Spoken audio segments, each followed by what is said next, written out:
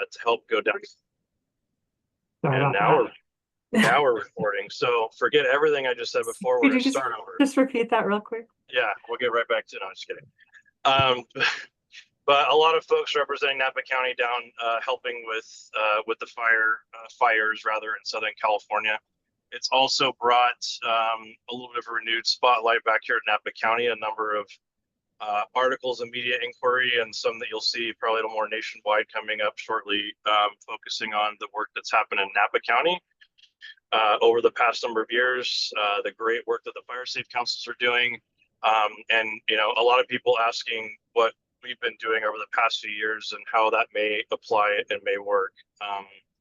It's been very interesting to hear from some folks in Southern California that have no idea what Firewise is, what a fire safe community is, what fuels reduction work. Um, Unfortunately, they're seeing some of the things that we did a number of years ago, and I'm sure we'll start having a lot of the same questions and wake ups that we did also in 2017, 2018. And so it's great that we can tout and show a lot of the great work that's being done, but also puts the pressure on a little bit, I think, as Sherry mentioned earlier, to continue the great effort and the great work that's going and that we're doing. So a lot of great things going on there as far as getting some of the word out of what you guys are doing in an unfortunate and tragic time. That we're sort of in the preliminary stages on, so not much to really unfold here at this point, but as folks may have heard, CAL FIRE has increased their staffing to basically kind of their first stage of hiring, which is 1 engine per station, and bringing the fuels crews back effective this week. That is unprecedented and several months early. So basically moving away from their winter staffing.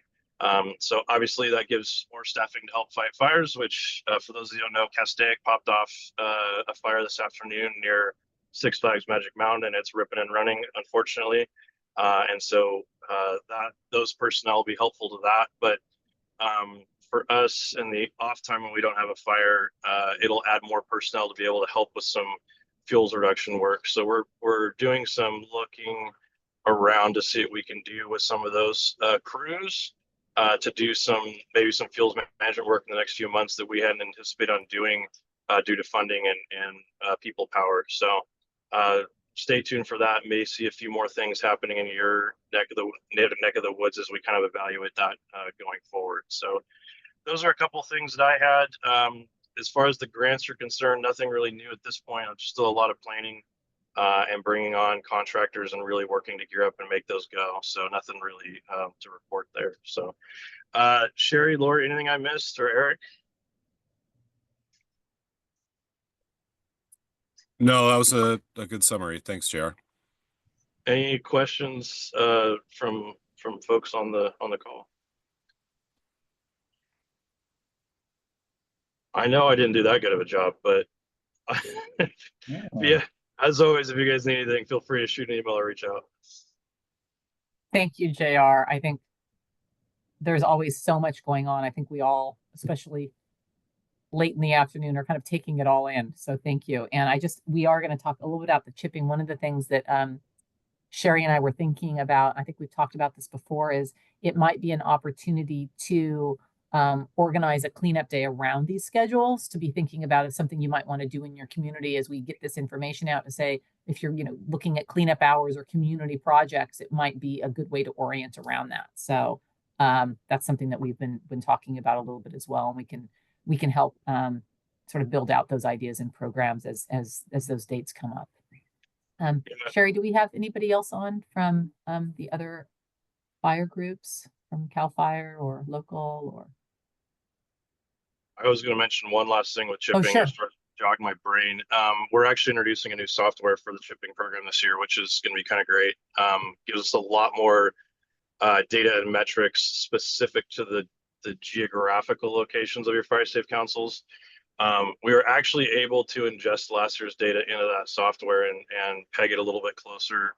So the data you'll be getting is very specific to your GIS based boundaries. that NCFF has given us, which is great. It also has some other fun little tools attached to it. We will be asking for pictures of piles ahead of time. That's going to help us a little bit with some of the vetting of the piles and not spending crew time to have to turn around and do something later. We can preempt it. And also a cool little feature that'll allow you to drop a pin on a map as to where your pile is on your property. So we're not maybe chasing some stuff down. And also if there's, what we kind of proverbially call ghost piles, but really community piles that may have ended up nearby, you can tag those as well. So some new features coming with the chipping program that we're excited about. And then some ones a little bit down the road will also be some maybe some text message and email notifications as we're headed out to your property. So stay tuned for that. So you're Wow. building that out right now, JR, aren't you? Like the functionality in that tool? Is that still being built out? Is that something that would make sense to like share with the group to get some visibility into that? Yeah, we're finishing a little bit of the build out. The text and the email stuff is coming. It's a little bit of a limitation of the software, but the company is actually working with us to kind of cater it to a little bit of what we need. Okay. Which is really helpful. And then we're hoping to be able to get some dashboard stuff you guys will be able to access on your own and see kind of some of those metrics that we track, which like yardage, people hours, which is great for your Firewise USA Right. applications. Yeah, amount invested, things like that. So Yeah, it would be great to get a share out on those by FSC, throughout the year. And then also if there's any guidance that you need to give on, like you said about, taking pictures of the files in advance or any sort of instructions, we could, use this sort of forum as an opportunity to like share that information and get that out. No, that's a great idea. And maybe we can do next meeting potentially is just do a really quick demo of the app and what things look like from the user perspective, so everybody's familiar, and just kind of showcase a little of that from there. Great, thank you. Your screen there. Wonderful. And Dave, did you have anything I see David Shoes on camera too. Do you have anything to add, or you want to? No, I don't think so. I think that I'm sorry for being a little late, everybody. I've had back-to-back meetings all day long. It's been a grind. But I think we're all pretty numb about everything going on. I'm hoping to meet some groups with NFPA, National Fire Protection Association, with the Firewise group and things.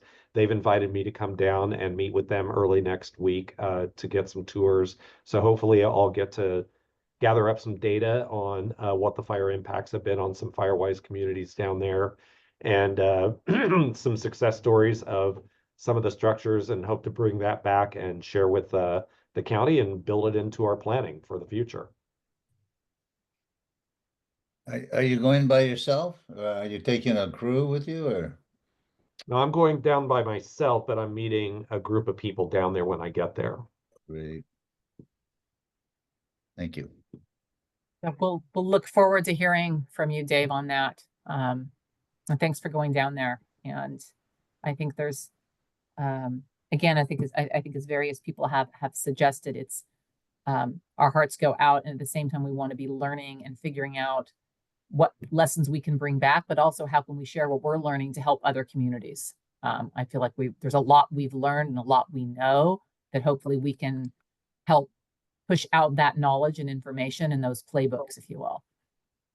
Yeah, that's exactly the point. And that's actually been a part of my barrage of meetings and things today. I'm actually, I guess I could send out the link if anybody's interested, but I was asked by Stanford University to sit on a panel discussion tomorrow around noontime. I think it's from 12:30 to 1:30 with a couple of other people, another professor from Stanford, and Mark Brown up in Marin County, the executive director for the Marin Wildfire Protection Prevention Authority.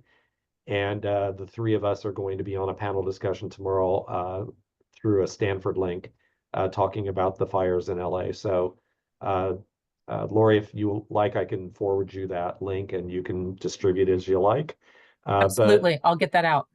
Yeah, so that's constituting a lot of my conversations right now, is trying to actually talk to people about what we've been through here, and And the fact that the recovery isn't over, quite frankly, I don't consider it to be. I think, there's a lot of unbuilt homes from the fires we've been through, and I think the recovery for this event is going to be very, very long. So anyway. Well, thank you for doing that. For being down there, I would love to hear your report back too. Thank you, David. If Good you luck. want to join. Thanks, Allison. So I guess we've kind of covered the fire also so far. If you've got any volunteer firefighter updates, I think Steve or anyone else. Otherwise, we'll catch up with them next time. And our thoughts are with all of the firefighters who've been going down to LA and helping out. Yes, I know we've had a number of people deployed down there, and again, we appreciate everything that all of our firefighters are doing to support, not just here, but down there as well. Right, so we thought we would flip it around because, like I said, I always feel like the last few minutes, the last 5 minutes, 7 minutes of this call is a chance to hear from this group. And so we wanted to open this up in the middle to have this opportunity for people to share what's going on, or questions they have, or things they're hearing from their own communities. We don't have a structure here. It's, feel free to just jump in with whatever the topic is or whatever your question has, and we will do our best to answer questions, or just really love to hear, anything that you have to share. Oh, this is Dan from Mount Veeder. And just make sure I've got my microphone right. Yes, and We can hear you great, Dan. good. So just quickly, we are just kicking off our 43rd Home Winemakers Classic, which will be in July 12th. We're just sending out invitations for people to hold the date and soliciting donations, which we've actually already gotten one, and we just sent it out this morning. So that's a good thing. It will be held at the Marriott. We this year extending it to include beer makers. So home beer makers will also be included. So that is our major fundraiser and funds a good portion of the cleanup and Neighbors in Need program around the Mount Veeder area. And I heard you say July, but did you have a specific date? Yes, it is July 12th, a Saturday. We will send out through the Fire Safety Council distribution list a flyer on the specifics of it. Great, thank you.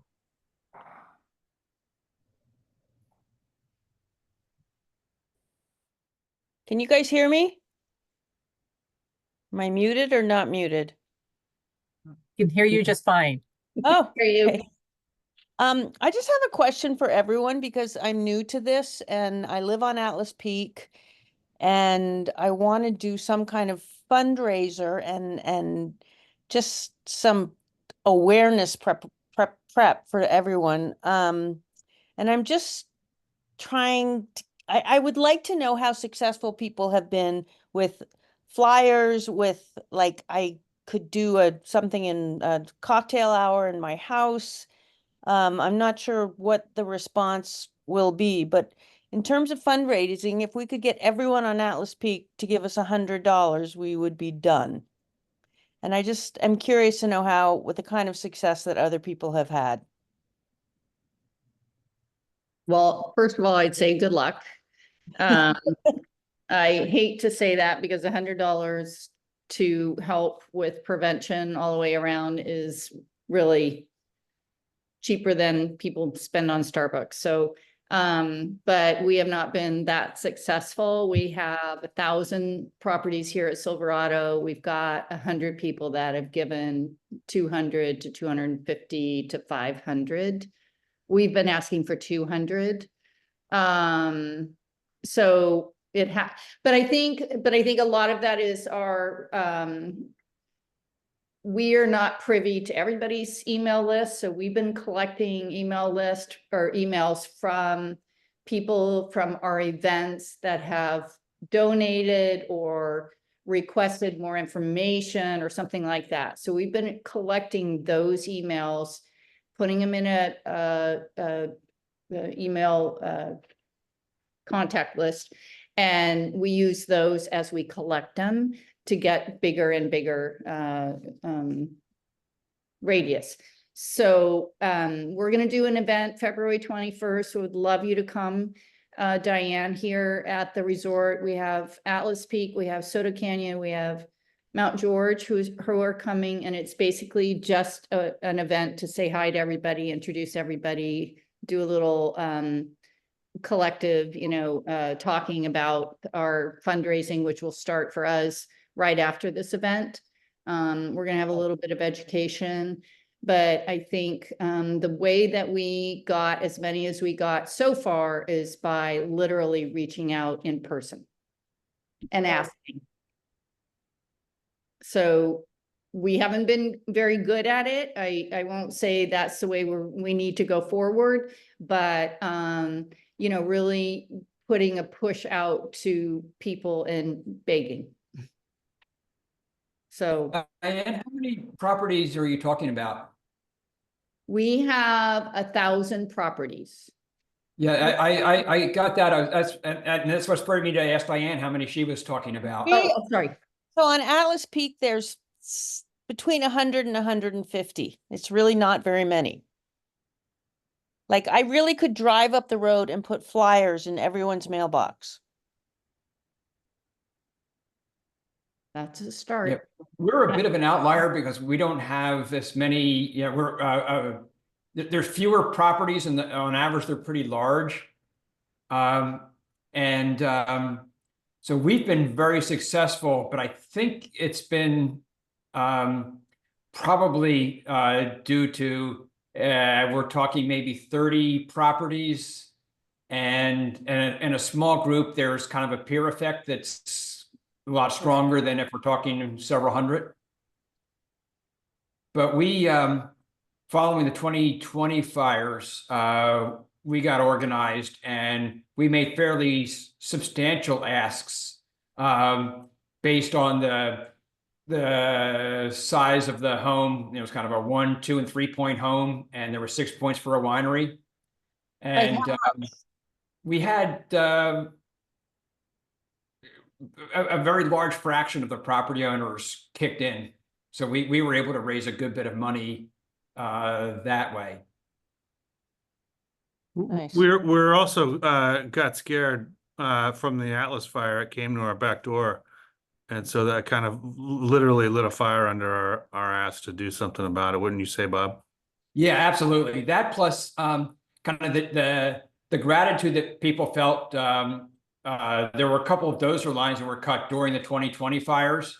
So the Atlas fire came to our door. There were there was a dozer line cut then, and then 2 dozer lines cut during the 2020 fires.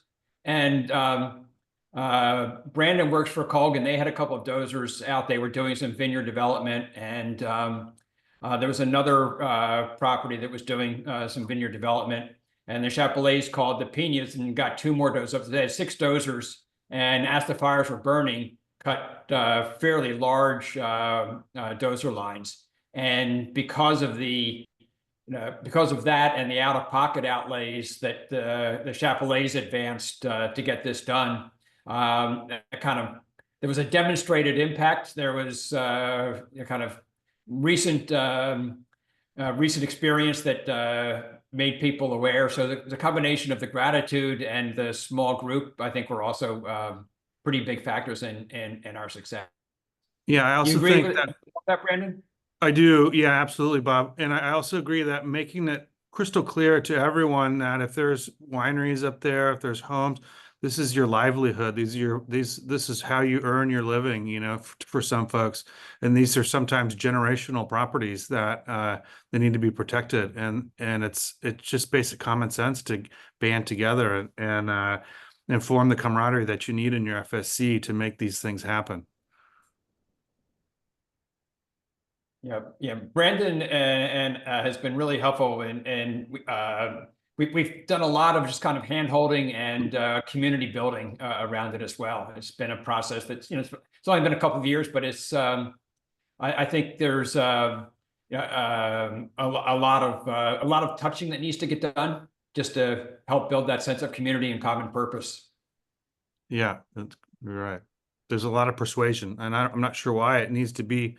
There needs to be so much persuasion. I mean, we've seen so much devastation. That should be persuasion enough. I think people just stop thinking about it. I know, and that was Chief Greenberg wrote a letter last year saying we can't be complacent. We need to keep moving forward. Just because we haven't seen any fires in the past couple of years doesn't mean we're not going to. It's just a matter of time, really. Yeah. Question And for if you- Bob and Brandon, and also maybe for Allison, you and Silverado. As you're reaching out to these folks, and it sounds like smaller community, Bob and Brandon, I mean, larger parcels, but was there a relationship that needed to be built first, bringing people together, as Diane was talking about, like a cocktail party, or getting together to putting names and faces to each other to sort of build that community prior to that financial ask? Or was it more anonymous? I'm just wondering if that helps building the community to then engage financially. Yeah, there was a community meeting to kick things off, and that was followed up with the ask. And because we're talking 30-ish properties, it's not true that everybody knew everybody else, but everybody knew a few other people, and but yeah, kind of the meet and greet followed by an ask, and really, I think what we did is we created that ask based on the expenses that were incurred putting in the dozer lines in 2020, and in kind of a projected 3-year anticipated expenditures, and then after that, I guess starting last year and then again this year, we've made kind of annual requests for basically keeping up, maintaining what we've done. Yeah, Same here. if I recall, Bob, Cyril Chapelet threw a party, and he Yeah. had kind of a dog and pony show. He had fire trucks, he had dozers, kind of showcasing. We had beacon box on display. We were flying a drone that was mapping the area. We really wanted to show people that we mean business, and we want to bring everybody together. And David Shu spoke at this event, and we had a good turnout. I'll also offer that our first group meeting was at Brasswood for Spring Mountain, and we had CAL FIRE come by and speak. That was helpful. I think that's a really good way to sort of build credibility at the beginning. And since that time, we've pursued sort of 2 tacks, which is snail mail, not very effective. I'll throw that out there from our experience. We have an email list that's been generated and kind of working on the individual level for homeowners. And then we've been target asking from wineries in the Spring Mountain District, specifically when we have a fundraiser. So we just did a Beacon Box fundraiser for our area, for example, at the Cameo Theater. It's a nice way to socially get out. We asked wineries for donations of wines for the event. Some of those were raffled off. And then we had a couple wineries step forward and pay for the Beacon Box in their area. So it kind of built this idea of the partnership between the wineries and the homeowners being in it all together. So that was our experience so far in Spring Mountain. Still working on it though. Would really like a longer email list and can't crack that code, but we're working on it. That's super helpful. Thank you. You're Hey, welcome. Second question, following up on what I'm just wondering, because I feel like I hear you just speaking about beacon boxes, Pam, and then Bob, you were talking about the dozer launch. When you go for that request, is it been helpful to give it a specific, here is what we are looking to raise funds for in order to mitigate risk? This is the specific thing, not just in general, please give us money, but like, what are we trying to accomplish? Is that been helping, do you feel like, sort of turned a corner to get people to donate funds because it was specific as opposed to more general? Yeah, except for us, this last go round was specific for beacon boxes. Previously, it had been general. So it was very helpful. And then we've done sort of separate breakout projects in the polygons that we've worked with Firewise on for projects within a neighborhood. So there may be some ways to contribute to that project in the neighborhood that's of benefit to not just your parcel, but multiple parcels. That's another way to do a targeted ask is by what we call our block captains, which tend to be identified by how projects are going to be most effective. We have about 10,000 acres in our FSC, but we're all pretty scattered except down along Highway 29. So we have sort of a unique geography that way. I don't know if that's applicable for everyone, but that's sort of how it's worked here. Yeah, and Pam, my guess is our FSC is kind of like one of your neighborhoods because we are pretty compact. Yes. Yeah, I think Brandon, you straddle both. Is that is kind of accurate? Yeah. Yeah. Yeah, I think we have a higher population. We certainly have a much more diversified socioeconomic in Spring Mountain, everything from trailer parks to, billionaire mansions. And so over on Pritchard Hill, it's a little different. Everyone's kind of similar. So the ask is tough. But what one thing I think is effective is people want to see results.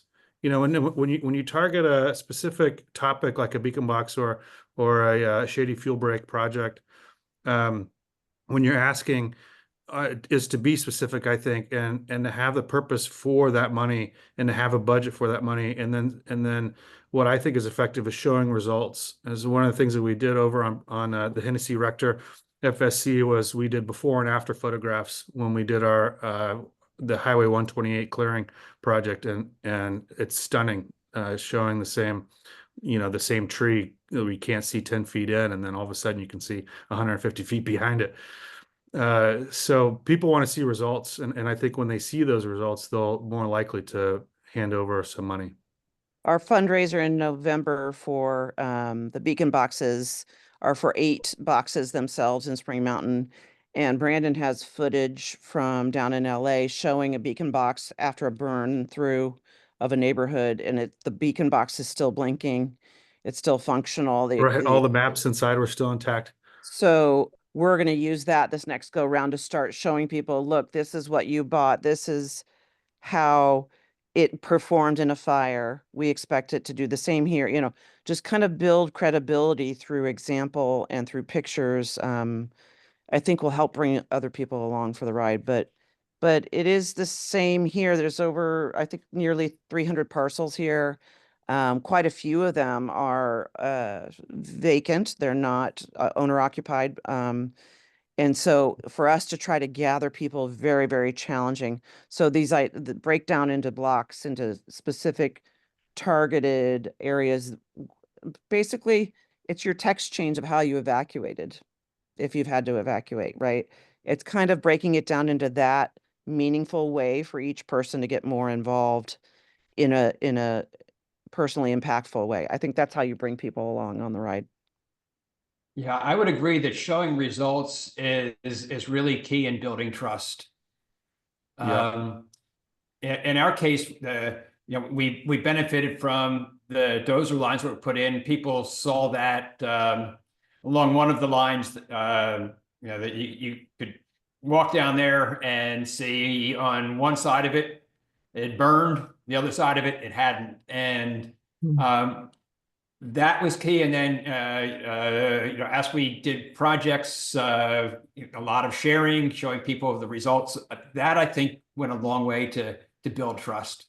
And it's kind of hard, when you're just getting started, because you need the funds to generate the results, to generate the trust, to generate the funds. I also want to applaud Firewise for the advertisements that they're doing on the roadside projects. I saw on the 128 project that's happening now, there's a big sign that says Napa Firewise, fuel break. And I thought that was very important to see. And I'm pretty sure we saw that also on Highway 29 on the west side when we were doing some tree clearing. Is that right? And it's really nice to see. That way people know what all this work is being done for.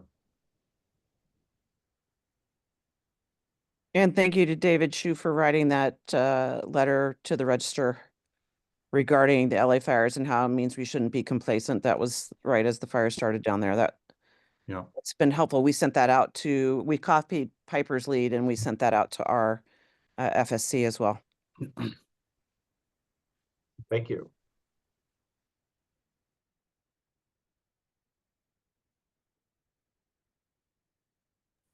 Basically copy Piper, whatever she's doing. That's my advice. And she loves it when you steal shamelessly from her material she's already written. She does such a good job communicating. I do really recommend literally copying and pasting into MailChimp and sending to your email list as you build it. And on that, by the way, last fall we did a training on MailChimp. Stephanie, who went out on maternity leave and then now has her little girl, Eleanor, did a communication training. We can resend that link, and we're also happy to assist, if that's something that you want to pursue. Good old fashioned, just plain email you can do as well. The nice thing about MailChimp and other tools like that is you can see who opens and clicks and what they're clicking on. It helps your readership and understand what they're taking a look at. So it is super helpful. Ron.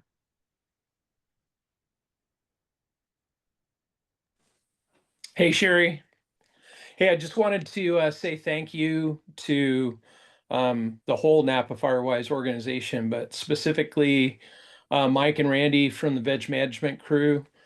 Just before the beginning of the year, we were able to open up about 5 miles of dozer line and horse trail on the west side of our ranch, which runs parallel to Capel Valley Road.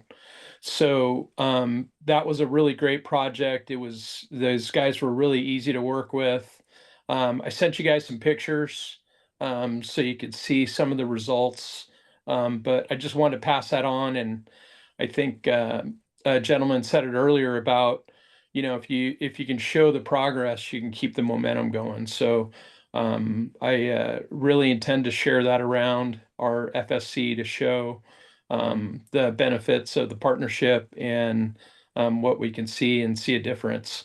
I'm really excited because to that side of the ranch, which pretty much is the ridge between us and Atlas Peak, it really creates an opportunity to have access for the Type 3 engines. It gives an anchor point for the tankers. And it helps us out because we got a lot of horseback riding up in that area. And if we can't get a helicopter up, if we have an accident, it really makes it drivable. So anyway, lots of benefits there. Thank you very much. Yeah, so thrilled that came together, Lon. I think it's really, sometimes it's hard to understand the conceptual projects until you see them in your neighborhood and how they are important for your lives. I think that makes a big difference for the community, for getting people engaged. It can be hard for people who don't know what you're talking about when you talk about a shaded fuel break or something until they're seeing it in their neighborhood.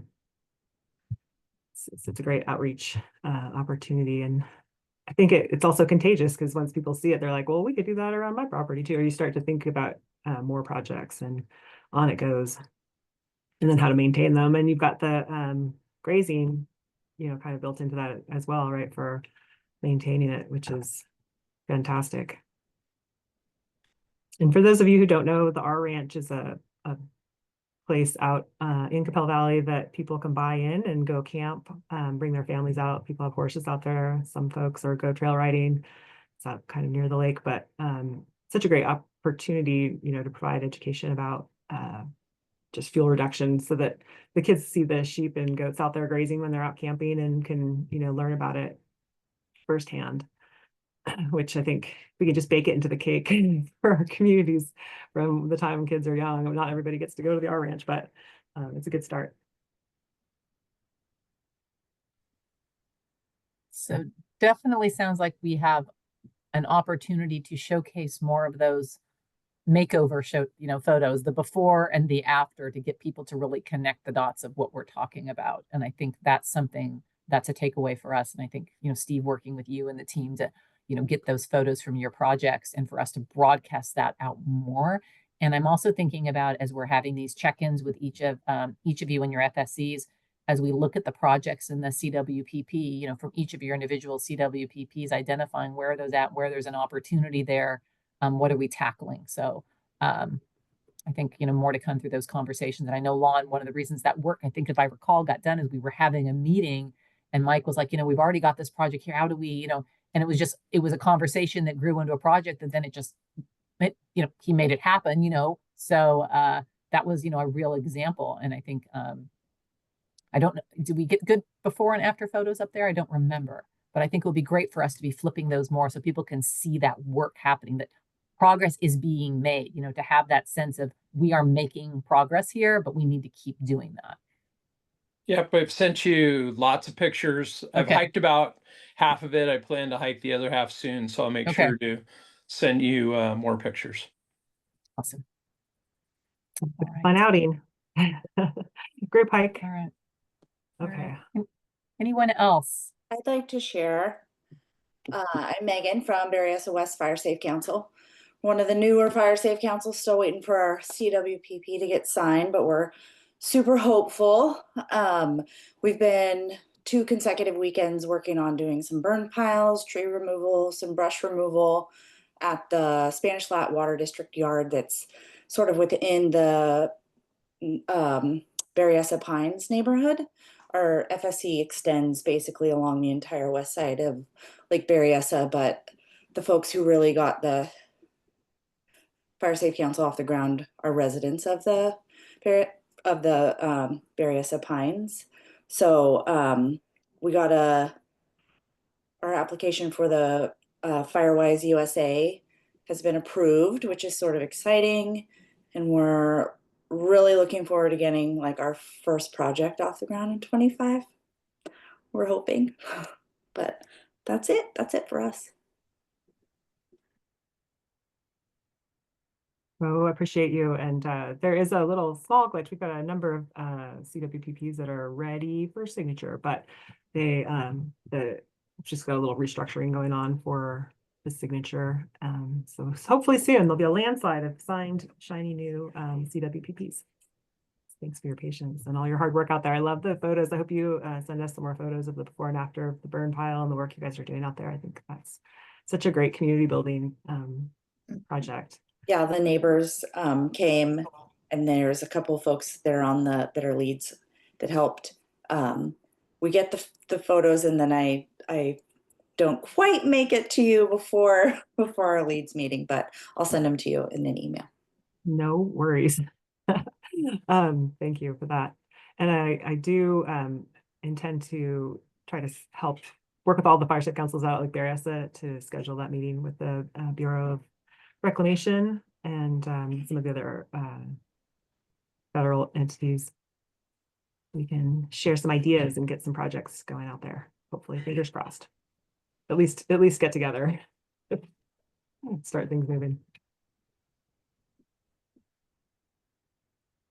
Anyone else? And then I can go back into the slides. I always feel like it's nicer to see everybody's faces than stare at some slide for forever while we're chatting. And this is such a great opportunity for everyone to connect and share their ideas and their experiences. I really, really appreciate you all for this.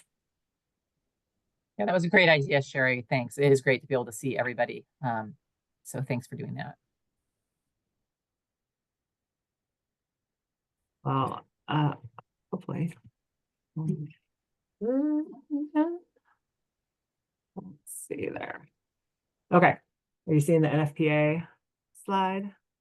Not the rest of my messy 4 screens.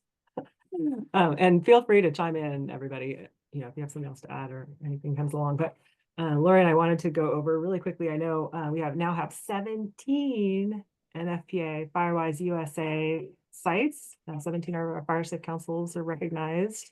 And on that note, the NFPA, the Firewise USA program really does prefer that everyone refers to it as recognition not certification, even though you get a certificate. It's just what it indicates is that you're recognized for your efforts, not that anyone's been out to, certify what you're doing. So there is a distinction to be made, but I wanted to call that out. But while we're fresh on that, a lot of you worked on your renewals this year to maintain your status, and that's something you have to do every year. And I should also say everybody who's not yet recognized is underway, and hopefully we'll get all of our fire safe councils through the gate there in the next month or two. So this is relevant to everybody. The thing, I've said this before, but one of the things that I really love about the NFPA Firewise USA program is that you have that 3-year action plan that you have to execute on every year. So Lori, I thought this would be a great opportunity just to, here we are at the beginning of the year, almost. January is slipping by fast, but using that action plan for this year to kind of lay it out across the year so that we can check in and help support you as you need or as you like for getting those projects on your action plan finished, and then also tracking those hours and the spends in your communities. And then I also wanted to just call out some of the Firewise USA resources that are available to you, to any of you, even if you're not recognized yet, and a short conversation about the insurance discounts, which is an ongoing interest for everyone, of course, and also sometimes frustrating. So there are 4 different segments of your action plan: the defensible space fuel reduction, education outreach, evacuation planning, and home hardening. And you have your plan laid out already, or for those of you who are working on yours, you will do. We sort of have a generic form you can work from, pick and choose what you want to do, and then each year you're supposed to be advancing, kind of building upon what you've done so far and making even greater progress. So the NFPA does like to see that there's growth across the 3 years, that you're not just rinse and repeating exactly every year, but that you are making progress to make your community safer, unless it's already totally fireproof. Whoopsie. Yeah. But there are a lot of ways you can execute some of the things in your plan. Whether you host a cleanup ahead of the chipping program, like we sort of alluded to and JR mentioned, they do have that schedule, which we can share again for when the chipping program is going to be coming to your neighborhood ahead of the inspections. And so that's a great opportunity to, before the chipping program comes, to do a work party, or at least let people know that they can get their chipping piles ready. And you still have to reach out to the chipping program and schedule, let them know that you have piles, ready for cleanup or ready for chipping. But it seems like a really great way to get that going ahead of the chipping program. And then that's all ahead of May, which is wildfire preparedness month. And the NFPA does have some great resources for you if you want to host an event. They even have, I think they have prizes for the first 100 Firewise sites that post their event on the Firewise site. And that can count as your with some of your education and outreach if you're just even raising awareness about May as Wildfire Awareness Month. And evacuation planning, there can be some creative ways you go about that too. I would strongly suggest that instead of reinventing the wheel, just get with the county, with the sheriff's department, find out what the evacuation routes are for your community, and then share that information out. And then look for places where you've got issues and draw the county's attention to that as well. And then, of course, defensible space, doing fuel reduction along roadways is an important piece of that. And hopefully we'll be helping with that in your neighborhood this year, with helping the county help you. And then home hardening, showing off good examples, doing a workshop, inviting people to come talk to your community about it. And then you can do really easy projects for neighbors who need some help, maybe weather stripping their garage door, or there could be, pretty simple things that can be done to help homes be more impervious to embers.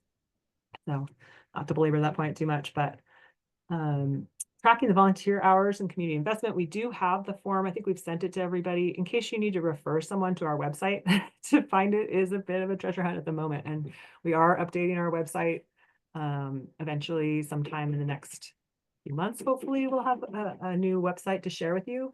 But for the meantime, if you lose the link that we send out to you, you can always ask us for it too, but you can send people to the landing page for Napa Firewise, then go to that pancake up in the right corner, and then choose the FSC resources drop down. And there it is in tiny little font, volunteer hour worksheet. And that is something that you or anyone on your steering committee or anyone in your fire safe council can fill out. Figuring out the cadence for how often you want to ask people to do that is really up to you and your fire safe council. If you want to, you know, ping people every month to collect it, you can. Once every 6 months, maybe quarterly would be a good amount. The problem with waiting too long is that people kind of forget, you know, how much time they spent and they have to ballpark it. So getting people in the habit of kind of tracking that is helpful as you account for the community's investment in your wildfire preparedness. And we are Sherry, working. question on Yeah. that? So what is a volunteer hour? So is that Ah. just people working on FSC related issues, or if somebody is working on their own property, is that a volunteer hour? Yes. Yes, both of those. Both Yes, of those, and okay. yeah, so it's basically anything that advances the wildfire preparedness and fuel reduction, the time that is spent, and also the dollars. So the time does translate into dollars as well. There's a dollar amount that is considered a donation of X, I can't remember what it is, $32 or something. We can send that to you as well for California right now, per hour. And that is a set amount no matter how hard you work. But yeah, the NFPA website does have a guidance on that as well, which we can share, but I'll show you next. Search one thing. Oh no, it's not there.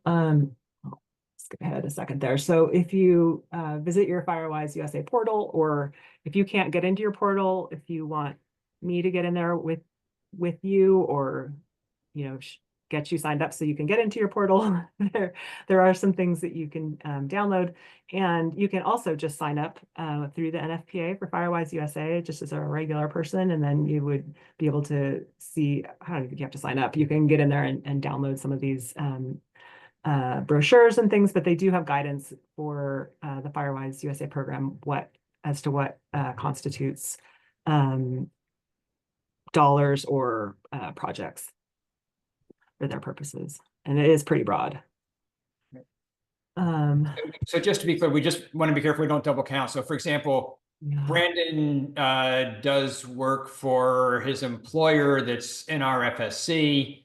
What they should report is what they paid Brandon to do those, right? But not that plus his hours. That's a great point. Yes, he could. Well, yeah, I guess in that case, if he's getting paid to do the work, then those dollars would probably be more than what you would accrue for your volunteer time. Guessing. And because we So know good. Brandon's valuable. Could, in a sense, my company write off the percentage of salary that's paid to me that I use for fire safe council? I am not a tax professional in any No. which way, so I cannot yeah, tell you. I don't think we can speak to that. I think what the volunteer hours is really meant is to identify those individuals in the community who are doing work and making sure that those hours are tracked, which I think is slightly separate for those, like when NCFF is out there clearing a road, that's different than community members working in their community and volunteer hours. I think those are maybe two different buckets. Again, I would need to go on the Firewise side to take a look, but I think those are two different things. So Brandon, when you're working on your home, that's a little different than when you're doing your job, and how that would be tracked, I think. And in Brandon's case, he would be listing his time for Spring Mountain Fire Safe Council for the time he puts into his own home, and then the work he's doing at Colgan. If he's getting paid for that, then Colgan, Right. you could list it, or they could list, you could list the dollars spent by Colgan for that too. Right. Certainly. Yeah, so they just, the whole point of this is just to get people together working on improving the situation for their communities. And then the program is trying to show how much that counts. So being able to track the amount of time and dollars spent. And they do have a threshold. I was going to look that up. I can't remember. I can never remember what it is, but it's pretty low. It's like, I don't know, $10 per person or $30 per person in your fire safe council of investment. And we'll be following up more on this, right? We just Yeah. wanted to kind of socialize the idea, especially since so many are new and others of you went through your first renewal and some of you, Firewise, not certified, but recognized. It's just to realize that there's an annual review, like where you put your information in November, and get people thinking about the idea that we want to be planning for that and not doing, as I call it, the midterm scramble the night before the paper is due, like working towards it. So we'll be socializing this and surfacing this again with you, but we just wanted to just let you know there's resources out there. There's aspects to the plan that you have, and those were the categories that Sherry just showed you. And we certainly are happy to, and Sherry is very familiar with the Firewise portal, happy to sit down with you and walk through all of that as well. Yeah, and I know we're coming up on time. I just wanted to mention too, the United Policyholders has a wildfire resilience task force, and they have a meeting next week. They're going to be featuring the two main people from from Firewise USA, among other things. And I think that, well, I asked if you guys could all join that call too, and I haven't heard back. So if not, I will report back from that call. And if so, then I will be sending a link in case anyone's able to join, because I think it'll be a really interesting call. And I did want to, I went too far, but and yeah, just a couple. You've heard us say this before, but the defensible space cost share, which is a $3,500 cost share, so up to a ceiling of $3,500. So if you were to spend $5,000 in the cost share, you would get $2,500 back.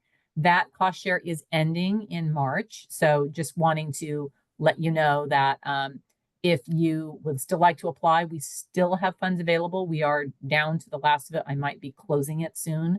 But we, sometimes people start and they don't finish. So we are still trying to get people in, and also on the Neighbors in Need program.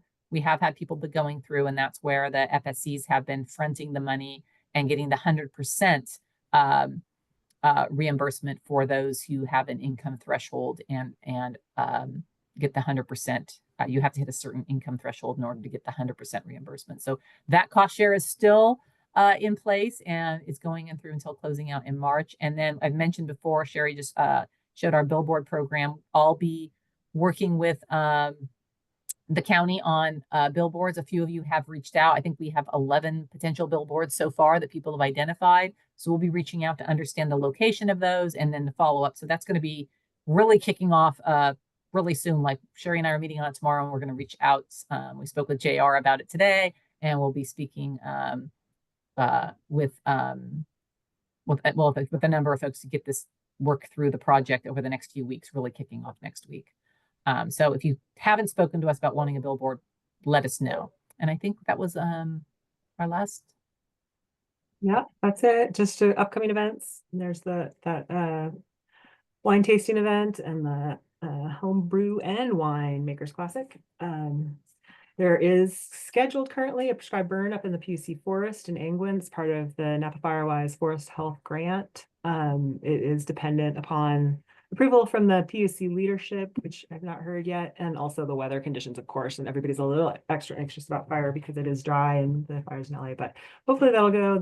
It'll be an opportunity for the Prescribed Burn Association to get out there, and that's it. So yeah, send.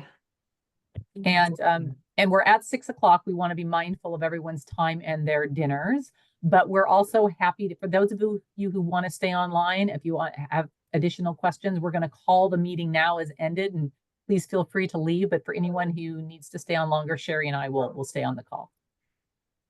Thank you all for being here. Thank you. And I do have a little more information on Firewise insurance if you want to stay on, but it's something we can cover later as well. Thank you. You guys have a nice evening. Thanks, everybody. Thank you. Thank you. Bye-bye. Thanks a lot, Bye. you guys. Thank you. Appreciate it.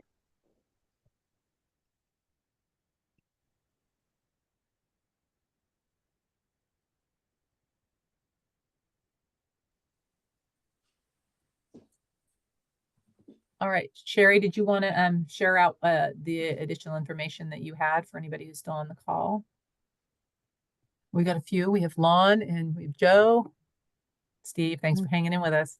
Yeah, it's just I was hanging in case there's any direct questions, but I didn't have any. So Well, thanks for being here, Steve. yeah.